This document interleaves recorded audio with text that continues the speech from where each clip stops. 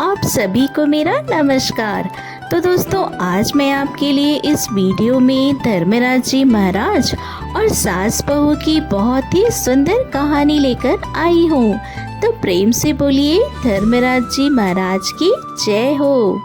दोस्तों, एक समय की बात है। एक छोटे से गांव में एक बूढ़ी सास और उसकी बहू रहती थी।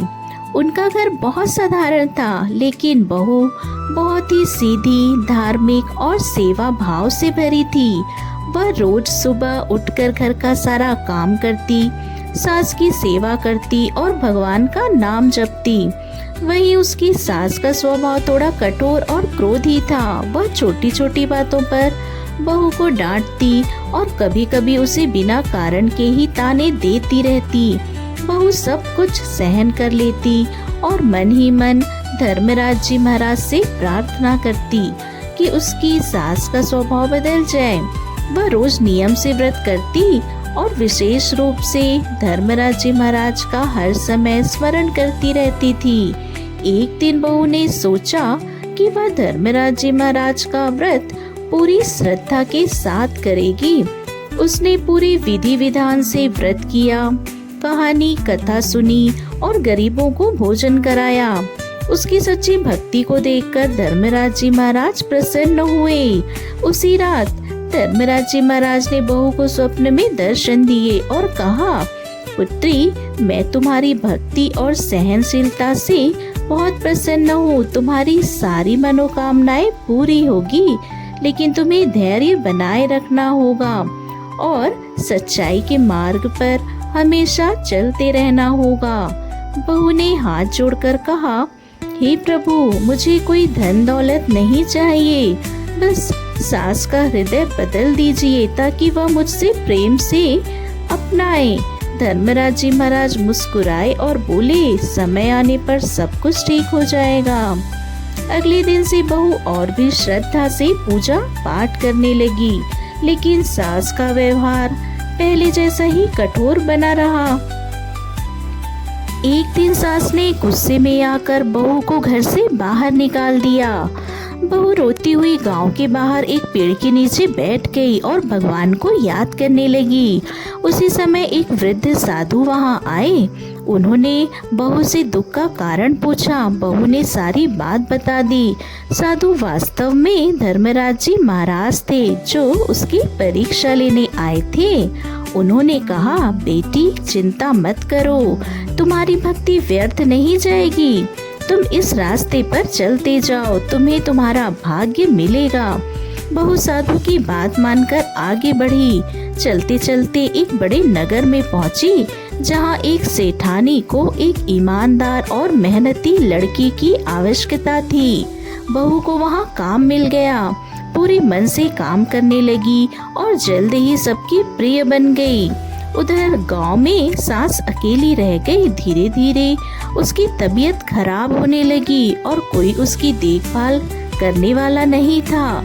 तो उसे अपने बहू की अब याद आने लगी और उसे अपने किए पर पछतावा भी होने लगा।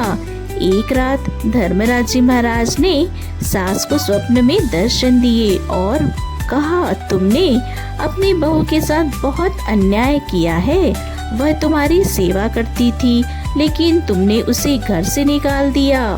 अब तुम्हें अपने कर्मों का फल भुगतना ही पड़ेगा। सास तो डर गई और रोते हुए बोली, हे प्रभु, मुझसे बहुत बड़ी गलती हो गई, मुझे क्षमा कर दीजिए और मेरी बहू को वापस ला दीजिए। धर्मराज जी महाराज ने कहा, यदि तुम सच्चे मन से पश्चाताप करोगी और अपनी बहू को अपनाओगी तो सब कुछ ठीक हो जाएगा। अगले दिन सास ने बहू को खोजने का निश्चय किया। वह बहुत कठिनाइयों के बाद उसी नगर में पहुंची जहां बहू काम कर रही थी। जब उसने बहू को देखा तो उसकी आंखों में आंसू आ गए। सास ने बहू के पैरों में गिरकर कहा, बहू, मुझे माफ कर दो, मैंने तुम्हारे साथ बहुत बुरा व्यवहार किया, तुम मुझे छोड़कर मत जाओ। बहू का दिल बहुत कोमल था। उसने तुरंत सास को उठाया और गले से लगाया। उसने कहा, माँ, आप ऐसा मत कीजिए, आप मेरी माँ समान है, मुझे आपसे कोई शिकायत नहीं। यह देखकर धर्मराज जी महाराज बहुत प्रसन्न हुए। उन्होंने दोनों को आशीर्वाद दिया और कहा, जहाँ प्रेम, क्षमा और भक्ति होती है वहाँ हमेशा सुख और शांति बनी रहती है। इसके बाद सास बहू दोनों खुशी खुशी साथ रहने लगे। सास का स्वभाव भी पूरी तरह बदल गया और वह अपनी बहू से बहुत प्रेम करने लगी। उनके घर में सुख, शांति और समृद्धि का वास हो गया। भक्ति, धैर्य और क्षमा का फल हमेशा अच्छा होता है। हे धर्मराज जी महाराज, जैसे आपने बहू का मान बढ़ाया, उसकी सास का स्वभाव सही किया, उनके घर में सुख समृद्धि लाए, शांति लाए, अन्न धन्य के भंडार भरे, वैसे आपकी कहानी सुनने वाले, हुंकारा भरने वाले सभी की मनोकामना पूरी करना, सभी पे अपना आशीर्वाद बनाए रखना, सभी के घर सुख समृद्धि लाना, कहानी अधूरी हो तो पूरी करना। प्रेम से बोलिए धर्मराज जी महाराज की जय हो। तो दोस्तों, आपको कहानी कैसी लगी कमेंट में बताइएगा। वीडियो पसंद आए तो लाइक अवश्य करें। चैनल को सब्सक्राइब करना ना भूलें। फैमिली फ्रेंड्स के साथ शेयर अवश्य करें। धन्यवाद।